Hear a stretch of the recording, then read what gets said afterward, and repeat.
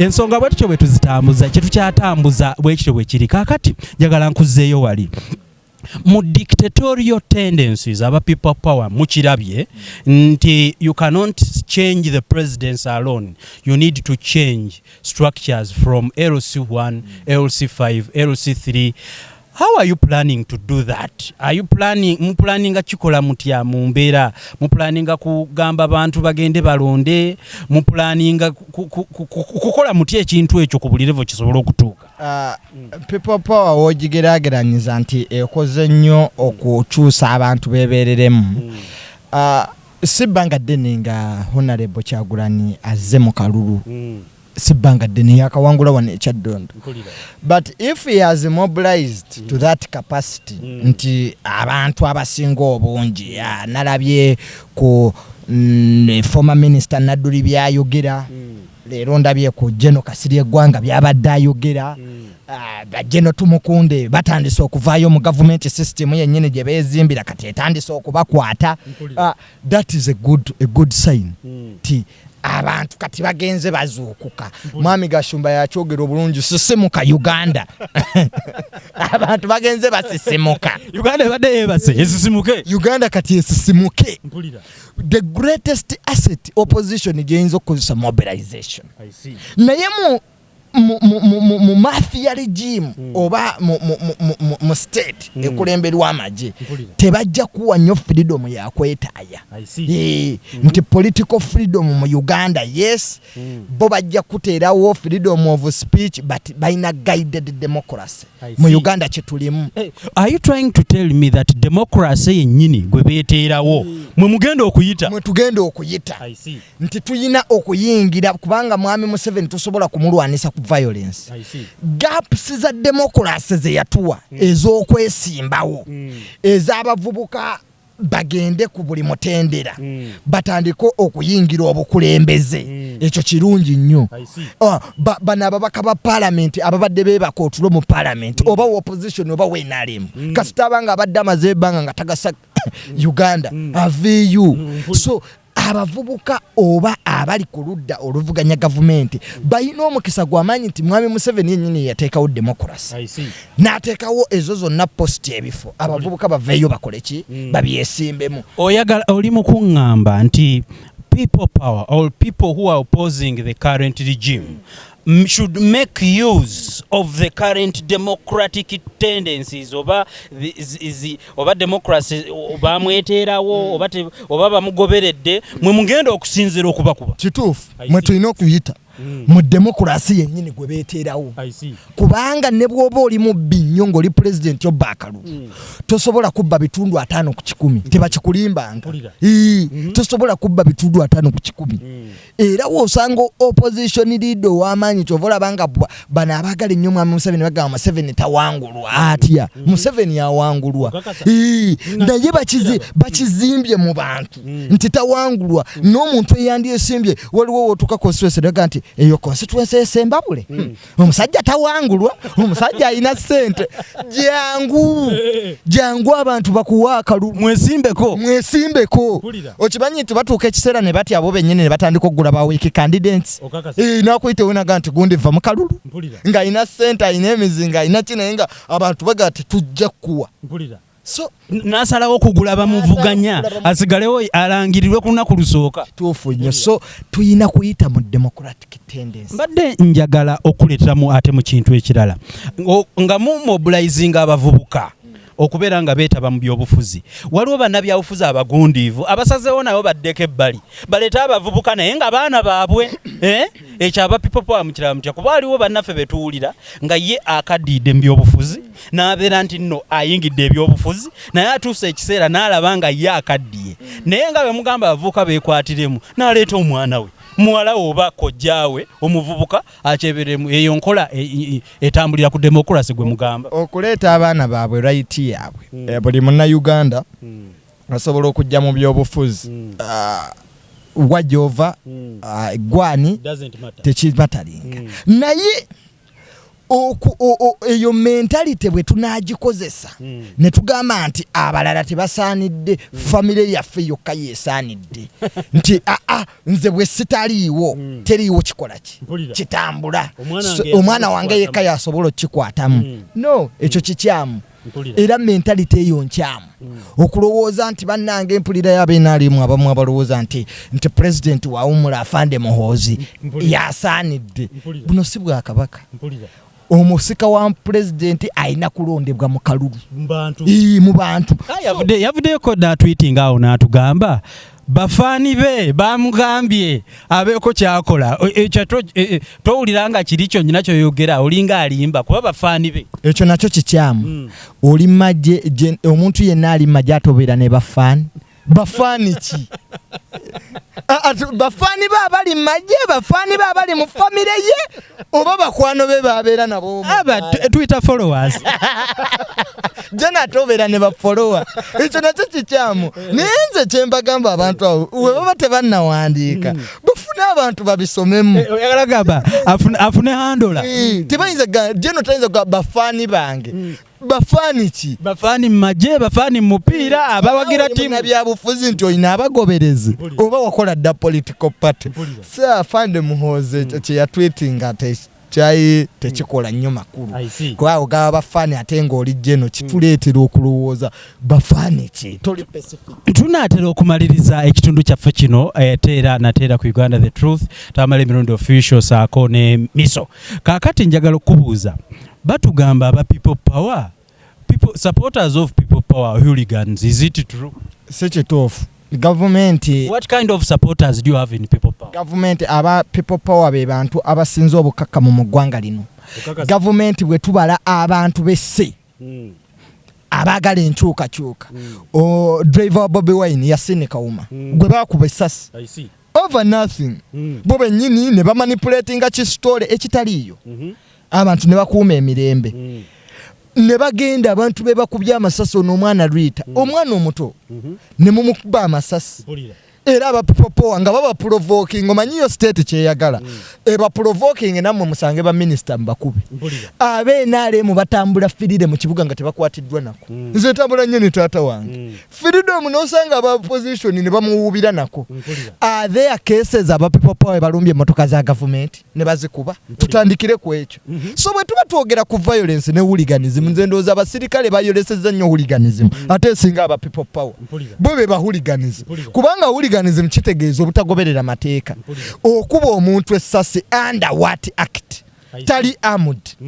even ne riot policeman okubeera ne live bullet nekyo tekikola mu nsi abapoliisi babeera na rubber bullets batunis ebyo batwala mu riot live bullets kitegeeza mugenze kuba bayeekera so police etabanansi kubanga mutabana Uganda. So you're trying to tell me hooliganism as in the definition of the word is portrayed by other people, not people power. Not people power.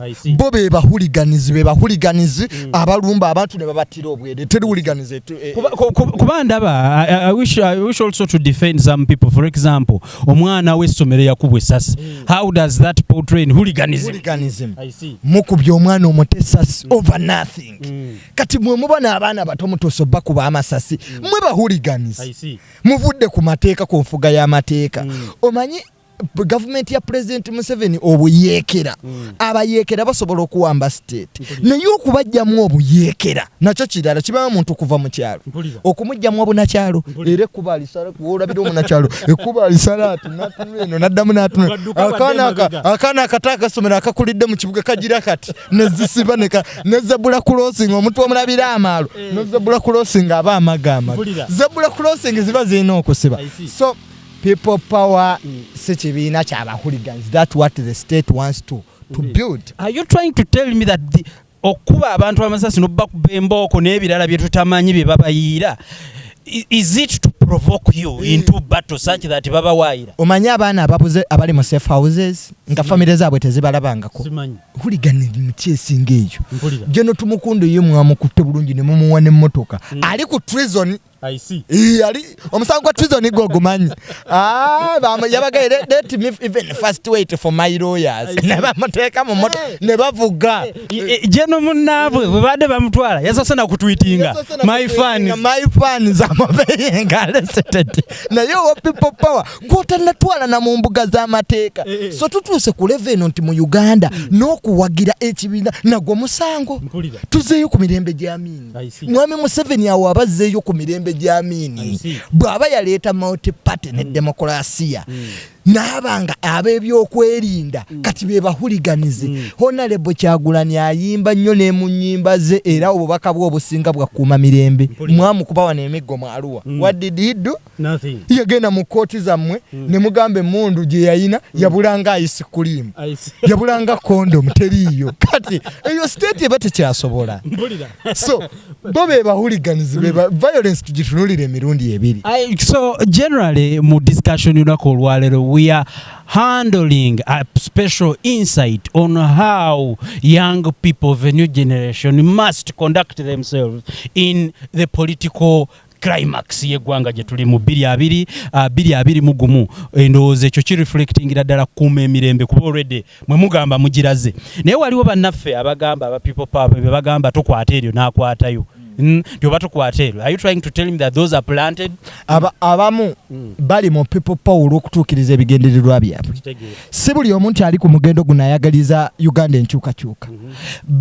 Iso kijja kuba kyabo gwagwa nnyo oba kyabutategeera kankozesa ebigambo ebyo omuntu okulowooza nti iso ne president tebayina interest mu people power abasinga obungi bambega ba iso ababoola bavubuka abamu abali mu people power they are paid by the state. Omuntu nadda ku Facebook n'akola page n'avuma abantu mu linnya lya people power ekyo people power si kye standing. People power ereeta enkyukakyuka bwe tuba twagala okujjako be tulowooza nti babi bayeekera ate ffe tulina okweyisa mu nneeyisera abana Uganda bo bakimanyi era kyovulaba nga Honorable Kyagulanyi abantu bamukwatiddwa ennaku we baggala ebivvulu bye did he mobilize? No. Did he mobilize the youth? No. Did he incite? Aliwe yeetulidde ebivvulu bye mwabiggala mwatta driver we mutta abaana abato ng'ono wa KCC omwana gwe yakubye essasi omusirikale oyo singa ali munda mukonagana bw'osanga state nga state oyo yakubye omwana oyo essasi yandibadde mabuusu ne komanda singa anoonyerezebwako komanda singa baakyusizaawo ne komanda n'avaawo ani yamuwadde ebiragiro naye state kasiteetuka ku level eyo nti n'abaana abatu nabo mubatya the threat. Ati njagala okutegeezaako Tamalemirundiofficial Jnr nti buli weetaba amazina g'enkima totya mikira kukoonerera kubanga amazina g'obooletabyemu mulimu enkima ate nga zonna zirina emikira. Njagala okutegeeza nti your father normally says that in politics there is no leveled ground. Why are you just crying all over? Munaamalako mmwe nga mumukaaba bukaabi. Ekyo kikyamu bwe tuba tunaazimba demokrasiya kye bayita demokrasi tulina okurespectinga amateeka. Amateeka ge gatuwa level. Amateeka buli omu amateeka gamukwatako naye bw'oba nti oyagala okuyita emabega w'amateeka yes okutta abantu ba people power ogambye nti bali mu lolufuluusibanya omanyi baleeta ekyo ekiteeka kyegondi public order management ne muba mukuŋŋaanye basatu nga bwe tuli wano muba mumenya amateeka nti public order kati bannansi bamenya batya amateeka okumitinga mu ggwanga eryabwe so baleeta ekyo ekiteekateeka ekyo ekiteekateeka kyabwe ate Honorable Mbabazi nawulire yakifronting ennyo naye bwe tuka mukalulu kyamukolako bulungi mukwalo gwange ayine yakuba abagizi booli bamugamba anofulu assembly so anofulu assembly so amateeka tugagoberere yes mu politics temuli mu leveled ground but mu nsi ziri ezaakulaakulana mu demokrasiya Trump bamwimpeachinga is a sitting president a president of the USA was impeached n'agoberera amateeka n'aleeta baalooya be ne bamudefendinga what about President Museveni? President Museveni should follow the law. So you're trying to tell me that whether ground city level, people power seeks a democratic and the rule of law. True. I see. Tudde ku mateeka kubanga ge gatuwa level the ground. I see. Ge gatuwa buli omu wayina okuyita. Buli omu wayina okukoma. So ab'ebyokwerinda bakomawa. Aba people power tukomawa. Naye bwe tunaaba mu nsi nga amateeka gazimbiddwa ku mwami Museveni ne system ye. Gw'atayagala kutambula etatambula. Baavuganya nabo tabawa freedom of speech. Ebivulu byabwe abirinnyamu. Kubanga is under the constitution electoral commission yateekawo consultation zino si kwagala kwa mwami Museveni not at all. I see. Kiri mateeka kati mwami Museveni bwe yeyambisa institution zino okulemesa abamuvuganya ng'ayita mu mateeka agatali justifiable. So kiba kireetera demokrasi w'eggwanga lyaffe okusigala emabega n'okuzinga. Njagala tubeerenga ku bigambo ebyo kwe tugenda okufuna obubaka obuggalawo programu yaffe olunaku olwaleero.